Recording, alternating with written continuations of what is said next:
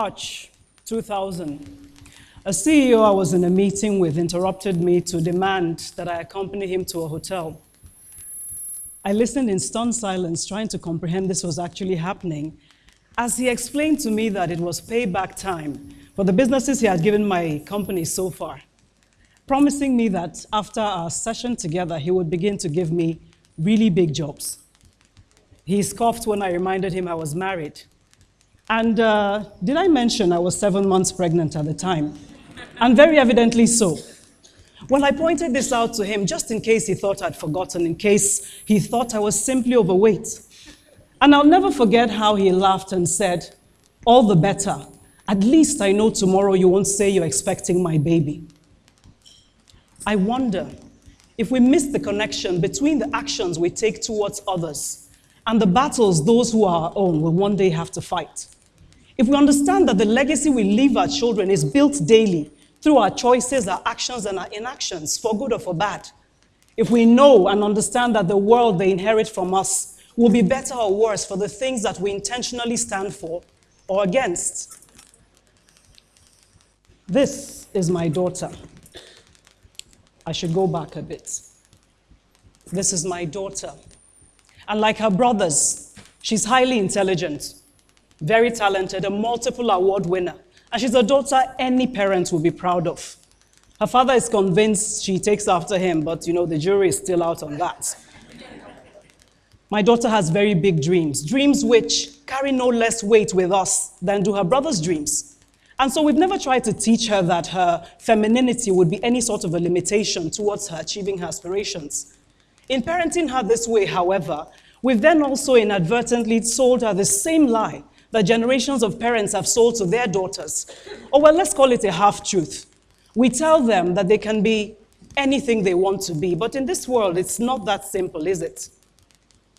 Like the average parent, I wish I could protect my children from life's hard knocks as they face that inevitable transition between the ideals of their childhood and the harsher realities of adulthood. But I will confess that with each passing year, I find myself increasingly more worried for my daughter than I am for my sons. And this is because of the parallels I see in her life and mine that I really wish did not exist. You see, my daughter is today the young girl that I once was. And like her, growing up for me was not about being a girl. I was simply a child. And as a child, my achievements, my intelligence, my capabilities were celebrated. As a child, I was told to always do my excellent best so I could become my excellent best. As a child, I was told to dream big, to aim high. I was told that I could become anything I wanted to be if I applied myself. And how many of you know that nobody could have told me as a child that applying myself would mean anything other than working hard? Nobody prepared the young girl that I was for a world in which, because I am female, I find myself constantly struggling to prove that I have equal value as a human being, that I matter, that I am capable, that I am competent, that I'm deserving of respect, and I deserve the opportunity to give the world my best. I worry for my daughter because of the way we're raising her and the disconnect with a world that still bears unfortunate striking resemblances to the one I grew up in. A world in which, unfortunately, there's a rising and escalating rate of rape and violence against girls and women of all ages. A world in which music, media, and entertainment continue to denigrate women and portray them as objects to use and abuse. A world that is still largely hostile to women attaining heights of achievement in government, in business, and in society. On that day, in March 2000, something shifted in me fundamentally. It's not like I hadn't had other experiences that impinged on my dignity as a woman, but nothing would literally trump this one. I was pregnant for my daughter, you see. My first 2 children were boys, and so you will understand there was an added excitement about this particular pregnancy. And to have had such an experience while my innocent girl child nestled in my womb was, to say the least, an insult, not just to her, to myself, but also to her. And I felt violated on her behalf. Many thoughts ran through my mind as I sat there, but I refused to question or blame myself. I was not about to make myself the accused instead of a victim, a situation, unfortunately, too many women find themselves in. Rather, I chose to feel sorry for that man, Because on one hand, he had seriously diminished himself in my eyes, and on the other hand, I felt a well of sadness for the women in his life, especially his daughters, whose pictures he so boldly displayed in his office. My choice was simple. I walked out and never looked back. About this period, I heard about the glass ceiling for the first time. And yes, many people say the glass ceiling is a myth, that is a self-limiting, self-perpetuated, and self-sabotaging construct that has been passed on to women of all ages and tribes for decades. Well, glass ceiling or not, that experience for me was not a mythical construct. It was very real. It was very distressing, and under a different set of circumstances, it had the potential to destroy my sense of worth permanently. But this goes beyond the glass ceiling, however. There is a broader construct that questions the value we place on our women as a society and how this plays out in the society as large. So, I chose to allow that experience become for me a significant positive turning point rather than to let it break me down. But I also realized that I was privileged to have had a choice. I was already running a somewhat successful business. I grew up in a good middle-class home with very sound morals and values, and I was raised to be strong and confident. So honestly, it didn't take that much. But what about other women who don't have these privileges, but who face the same kind of challenges and worse? Women whose choices might not have been so clear-cut in the face of their harsh realities. Single mothers and widows struggling to raise children on their own. Married women who find themselves saddled with the financial burdens of their immediate and extended families. Single girls who have been so battered emotionally, physically, and in every way you can imagine, such that they don't even realize they still have a choice. All of these women were once just somebody's little girl. Ask the average man who the most important person in his life is. The most likely response is, my mother. To the average man, his mother is the epitome of human dignity, respect, virtue. And his daughter, she's his priceless princess. And this begs the question why the same average man is not able to see every other woman out there through the same lenses. I believe that there is an underlying and pervasive mix of unconscious mindsets, blind spots, and biases that create a disconnect between our estimations of our mothers, our wives, and our sisters, and our estimations of every other woman out there.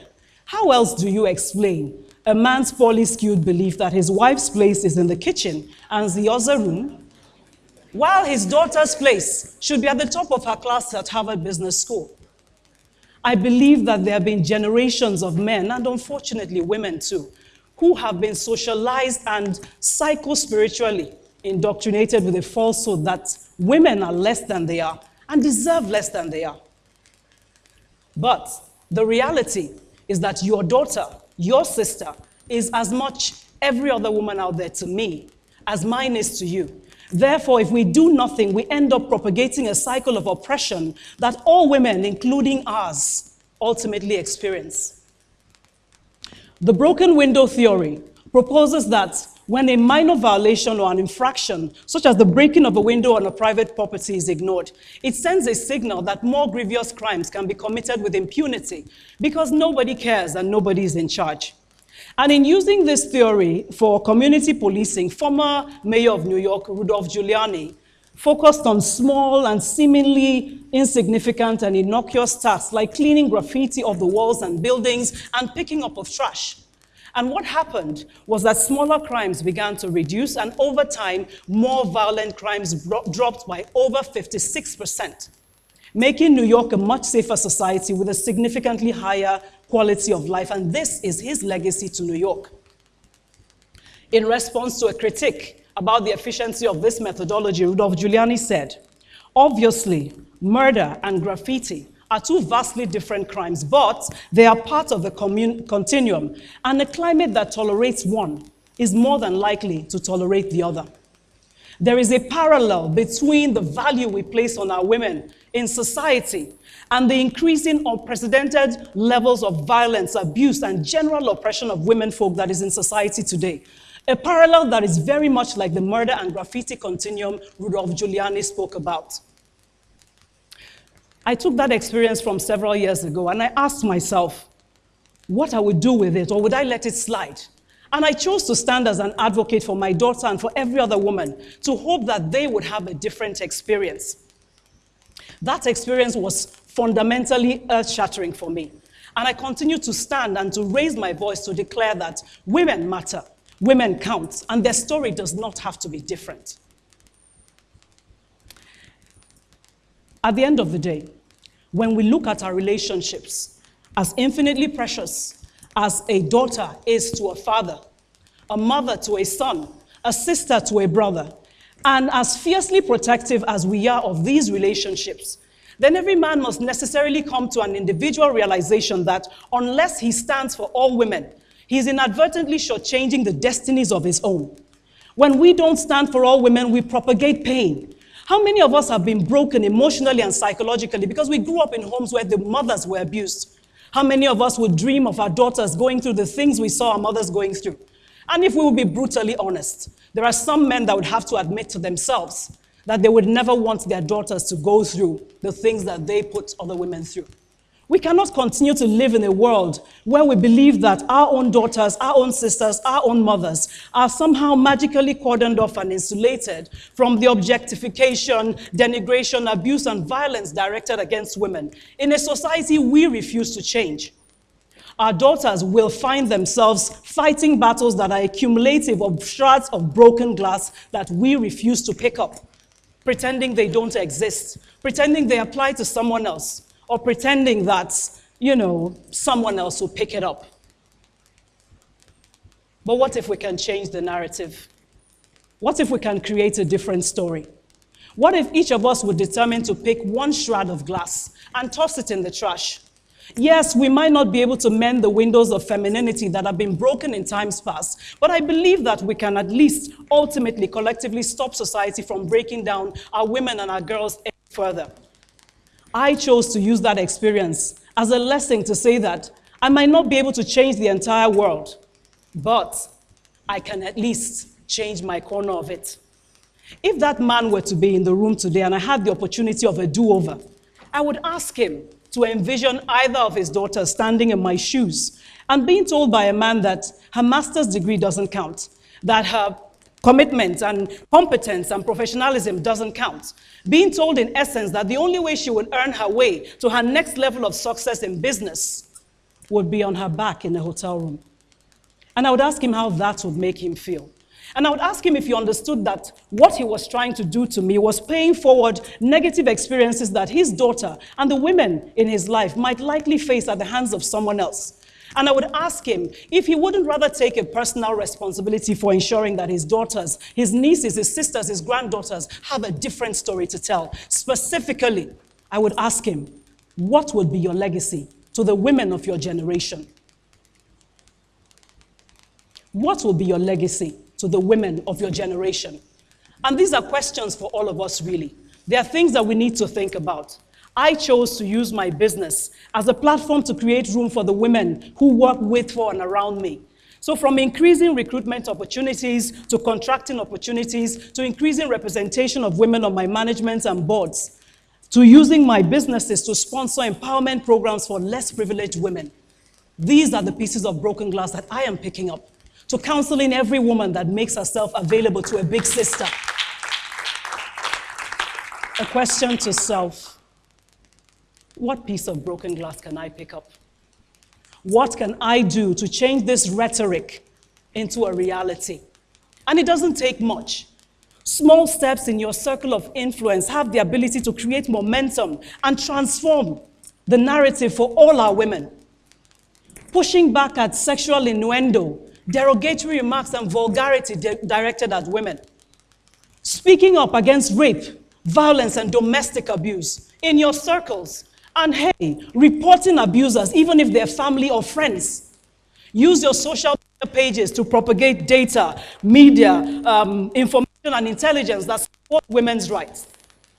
And dare I say, stop patronizing the music and the movies that objectify women and propagate violence against them. You are feeding an industry. What you would be doing by taking any of these small steps is carrying out those kind of seemingly innocuous actions like cleaning graffiti off a wall that have the potential to transform the way that one more man, one more organization, one more community, and ultimately all of society views our women.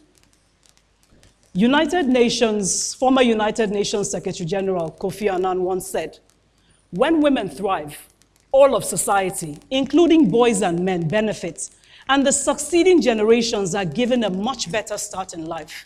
Isn't this the legacy we want to leave for our children?" But you see, a legacy is not built after you're gone. A legacy is something that you live and you leave. It is a collection of small steps and intentional acts that express who you are and the value you deliver to the world while you are in it. And this is what lives on after you. I give you this question again. What will be your legacy to the women of your generation? And wouldn't it be awesome if, because we each chose to be personally accountable for changing this narrative, we could over time build a society where when our children tell their daughters they can be anything they want to be, it really would be true, with no strings attached. Thank you.